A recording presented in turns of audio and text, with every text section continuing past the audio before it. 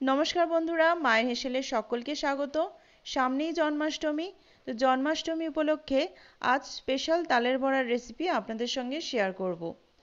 এইভাবে তালের বড়া বানালে তালের বড়াটা হবে নরম তুলতুলে, খেতে সুস্বাদু এবং এতটুকু তিতকুটে ভাব থাকবে না।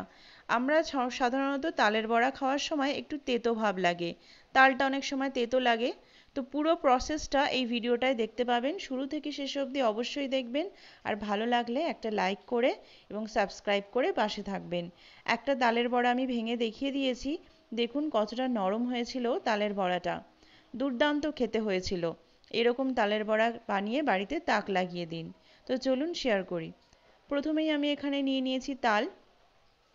এটা একটা বড় তাল ছিল, তালটাকে আমি আটিটাকে ভেঙে নিয়েছি, ভেঙে দুভাগ করে নিয়েছি। আর এখানে লাগবে হচ্ছে নারকেল কোড়া, একটা গোটা নারকেলের মালা আমি কুড়িয়ে নিয়েছি। তো এবারে এখানে আমার মা তালটাকে প্রথমে একটু চটকে নেবে। তালটা ছাঁচার আগে প্রথমে ভালো করে হাত দিয়ে একটু ম্যাশড করে নিতে হয়, যাতে তাতে তালের পাল্পটা সুন্দরভাবে চাঁচা যায়।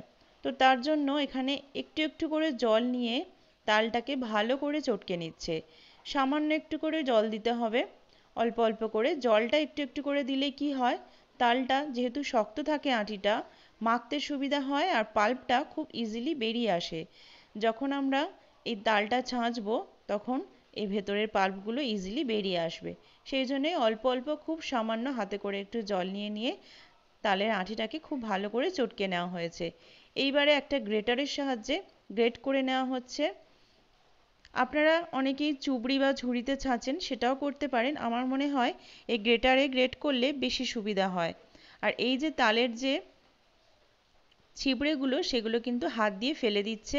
আর এই গ্রেটারে যে ফুটোতে এগুলো ছিবড়েগুলো আটকে যাচ্ছে আর পাল্পটা বেরিয়ে যাচ্ছে, এতে সুবিধেও হয়। তো পুরো পাল্পটাকে ছাঁচা হয়ে গেছে, একটা গামলায় নিয়ে নিয়েছি। আর এদিকে নিয়েছি সুজি।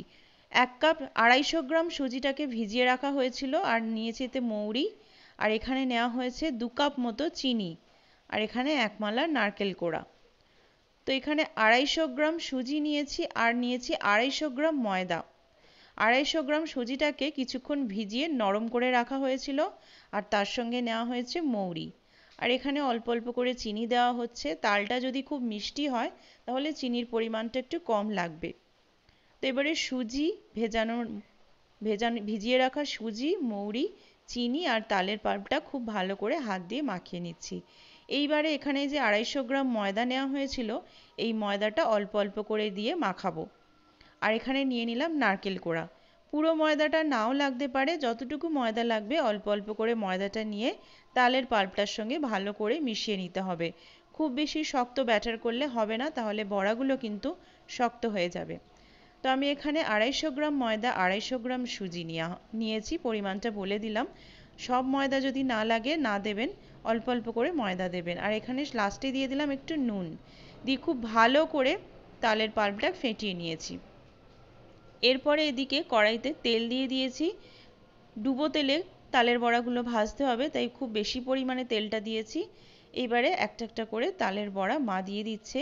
মা যেভাবে আঙুলের ফাঁক দিয়ে তালের বড়াগুলো দিচ্ছে, এইভাবে দিলে তালের যে বড়ার শেপগুলো সমান থাকে, একটুও কিন্তু ট্যাড়া ব্যাকা হয় না, আর খুব সুন্দরভাবে ফুলে ওঠে, যেটা আমি পারি না। তো তালের বড়াগুলো তেলের মধ্যে দেওয়া হয়ে গেছে। এবারে গ্যাসটাকে লো টু মিডিয়াম ফ্লেমে রেখে পুরো বড়াগুলো ভাজতে হবে। তাতে বড়াগুলো লেগেও যাবে না, আবার বাইরেটা পুড়েও যাবে না, ভেতরটা ভ্যাতভ্যাতেও হবে না। তো খুব সুন্দরভাবে অনেকক্ষণ ধরে ধৈর্য ধরে কিন্তু ভাজতে হবে।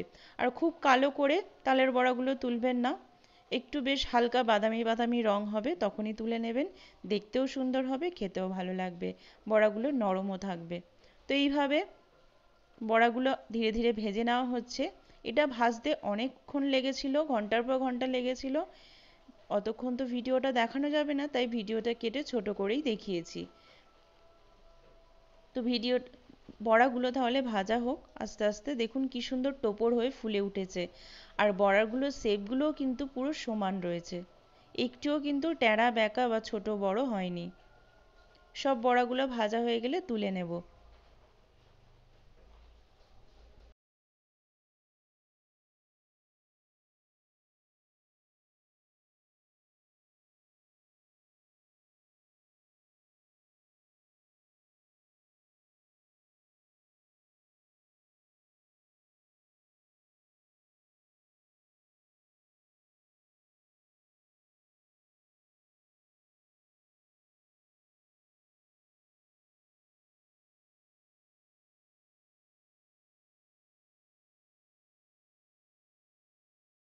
তো এখানে সব বড়া আমার ভাজা হয়ে গেছে। আমি একটা খবরের কাগজের উপরে বড়াগুলো রেখেছি যাতে তেলটা টেনে নেয়। আপনারা চাইলে টিস্যু পেপারও ইউজ করতে পারেন।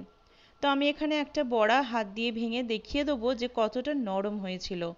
ভীষণ সুন্দর নরম হয়েছিল, একদম তুলতুলে নরম হয়েছিল, আর খেতে কিন্তু ভীষণ সুস্বাদু হয়েছিল, আর এতটুকু তেতো হয়নি। এইভাবে যদি তালের বড়া বানান খেতে দারুণ হবে। তো জন্মাষ্টমীতে এরকম তালের বড়া করে নিজের বাড়ির গোপালকে খাওয়ান এবং বাড়ির সদস্যরা খুব মজা করে খান। তো আমার এই ভিডিওটা যদি ভালো লেগে থাকে অবশ্যই করে একটা লাইক করে দেবেন, কমেন্ট করবেন, শেয়ার করবেন, আর সাবস্ক্রাইব করতে ভুলবেন না। পাশে থাকা বেল আইকনটা অবশ্যই টিপে দেবেন যাতে এই রকম নতুন নতুন রান্নার রেসিপির আপডেট আপনারা সবার আগে পেয়ে যান। ডেসক্রিপশন বক্সটা ফলো করবেন অন্যান্য রেসিপি পাওয়ার জন্য। টাটা।